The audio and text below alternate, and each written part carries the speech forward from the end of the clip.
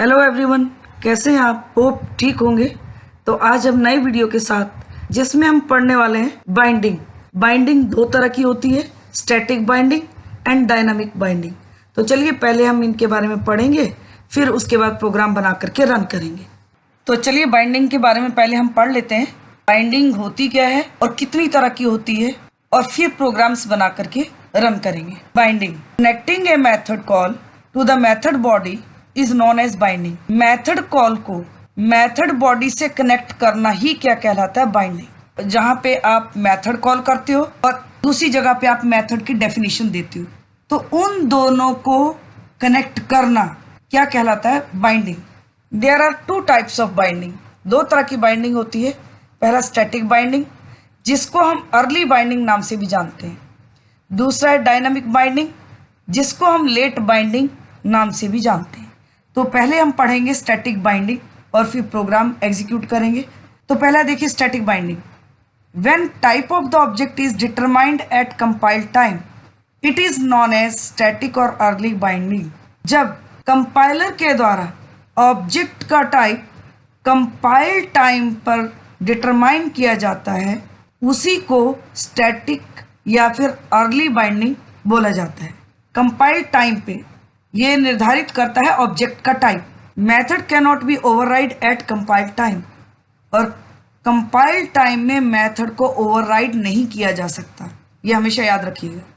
Methods are access with their objects, और methods जो हैं हमेशा अपने ऑब्जेक्ट के साथ ही एक्सेस होते हैं। If there is any private, final और स्टैटिक मेथड, अगर कोई भी प्राइवेट, फाइनल या फिर स्टैटिक मेथड होगा क्लास में, उसी को स्टैटिक या फिर अर्ली बाइंडिंग बोला जाता है। अब इसका हम एग्जाम्पल समझ लेते हैं।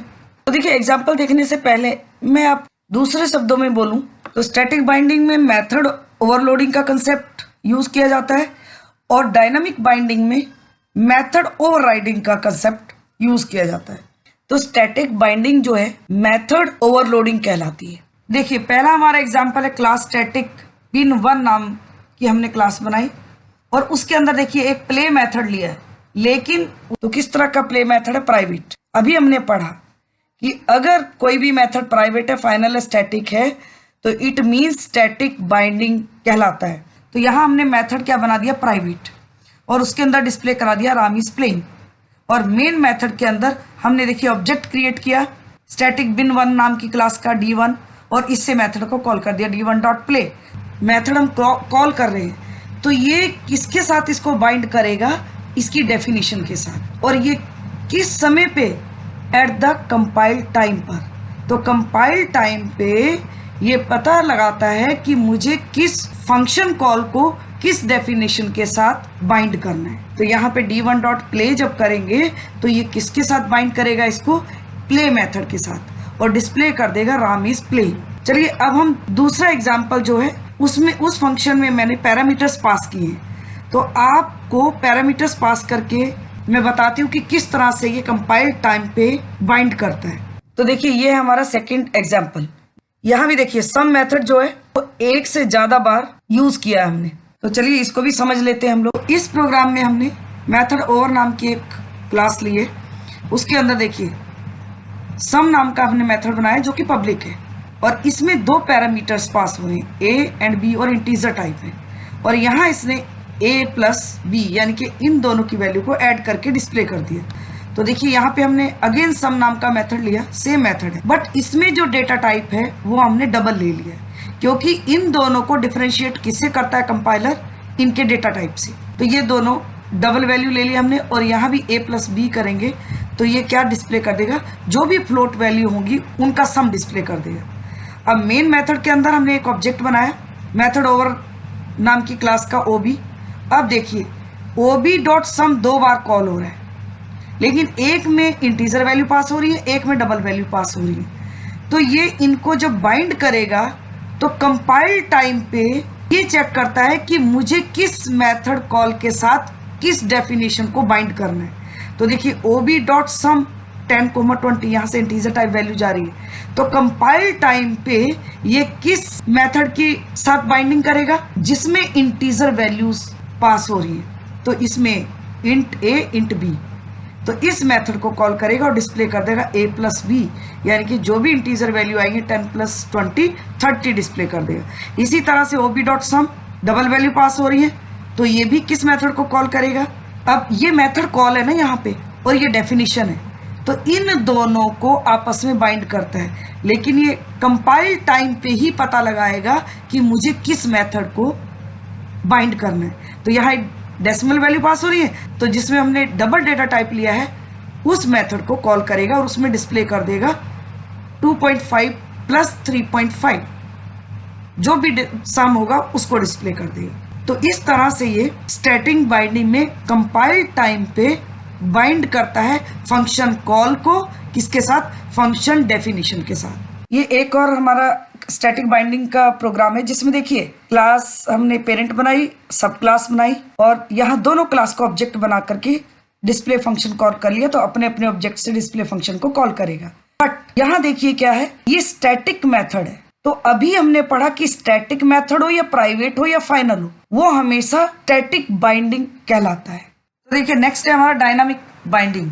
When type of the object is determined at run time, जब ऑब्जेक्ट के टाइप को रन टाइम पर डिटरमाइन किया जाता है, यही क्या कहलाता है, डायनामिक बाइंडिंग या फिर late binding.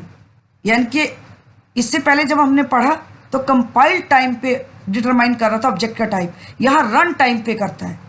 In dynamic binding compiler does not decide the method to be called. Dynamic binding में मेथड कॉल को कंपाइलर डिसाइड नहीं करता है। Overriding is a perfect example of dynamic binding, और डायनामिक बाइंडिंग का overriding एक perfect example है। In overriding both parent and child classes have the same method. Overriding में दोनों पेरेंट और चाइल्ड क्लास में सेम मेथड होता है। तो चलिए अब हम एग्जांपल से इसको समझ लेते हैं। तो देखिए डायनामिक बाइंडिंग के एग्जांपल पढ़ने से पहले क्या बोला मैंने कि इसमें मेथड ओवरराइडिंग का कंसेप्ट यूज होता है।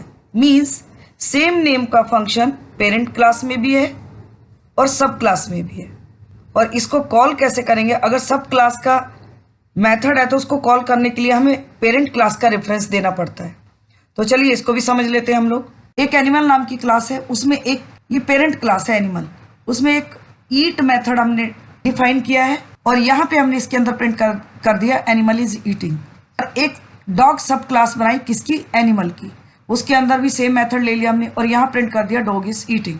अब मेन मेथड के अंदर यहाँ देखिए अब हमारा जो है ऑब्जेक्ट किसका बना रहे हैं हम, डॉग क्लास का, लेकिन रेफरेंस किसका दे रहे हैं हम, पेरेंट क्लास का, क्योंकि जब सेम नेम के फंक्शन होंगे तो हम सब क्लास का ऑब्जेक्ट क्रिएट करेंगे लेकिन रेफरेंस देंगे पेरेंट क्लास का। और जब हम a डॉट ईट मेथड को कॉल करेंगे तो ये किसको कॉल करेगा, डॉग इज ईटिंग को कॉल करेगा। और अगर हमें एनिमल का हमें प्रिंट करना है तो हमें एनिमल का ऑब्जेक्ट अलग क्रिएट करना होगा, तो ये एनिमल वाले मेथड को कॉल कर देगा। तो इस तरह से ये आउटपुट देगा।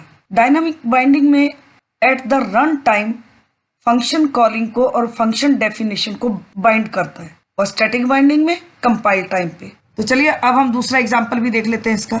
तो देखिए डायनामिक बाइंडिंग का एक और एग्जांपल है जिसमें हमने एक पेरेंट क्लास बनाई शेप और उसमें ड्रॉ मेथड लिया, उसके अंदर हमने प्रिंट करा दिया ड्राइंग शेप, और एक सब क्लास बनाई रेक्टेंगल किसकी, शेप क्लास की, जो शेप हमारी पेरेंट क्लास है, उसके अंदर भी हमने ड्रॉ मेथड लिया, उसमें प्रिंट करा दिया ड्राइंग रेक्टेंगल, और ये आपका मेथड क्लोज हो गया।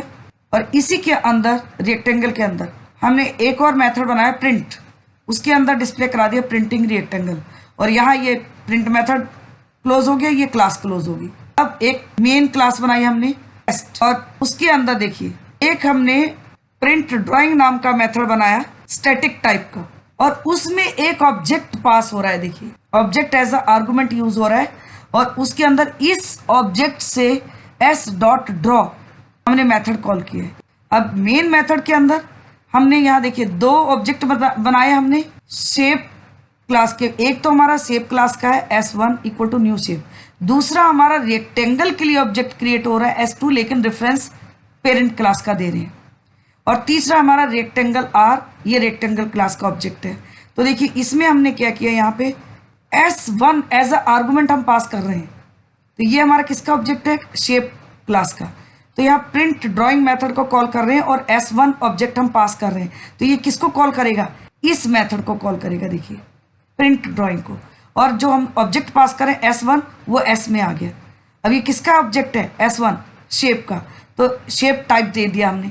और यहाँ हमने कहा s.draw जैसे ही कॉल होगा तो ये रन टाइम पे ये चेक करेगा कि मुझे किस मेथड के साथ बाइंड करना है। तो ये शेप क्लास का मेथड है S, तो ये शेप क्लास जो है उसके अंदर जो ड्रॉ मेथड है उसको कॉल करेगा और ड्राइंग शेप डिस्प्ले कर देगा। नेक्स्ट प्रिंट ड्राइंग, और हमने आर्गुमेंट पास कर दिया S2 यानी कि ये वाला ऑब्जेक्ट, और फिर ये अगेन इस मेथड को कॉल करेगा प्रिंट ड्राइंग को। और यहाँ पे अगेन क्योंकि हमने देखिए रेफरेंस किसका दिया है, शेप का, तो यहाँ हम रेफरेंस शेप का ही देंगे। और s.draw जब हम कॉल करेंगे तो ये किस मेथड के साथ बाइंड करेगा, रेक्टेंगल क्लास के ड्रॉ मेथड को कॉल करेगा और प्रिंट कर देगा ड्राइंग रेक्टेंगल, क्योंकि ये किसके लिए क्रिएट हो रहा है, रेक्टेंगल के लिए।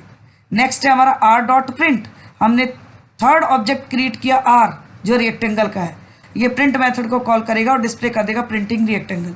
तो इस तरह से ये डायनामिक बाइंडिंग करेगा।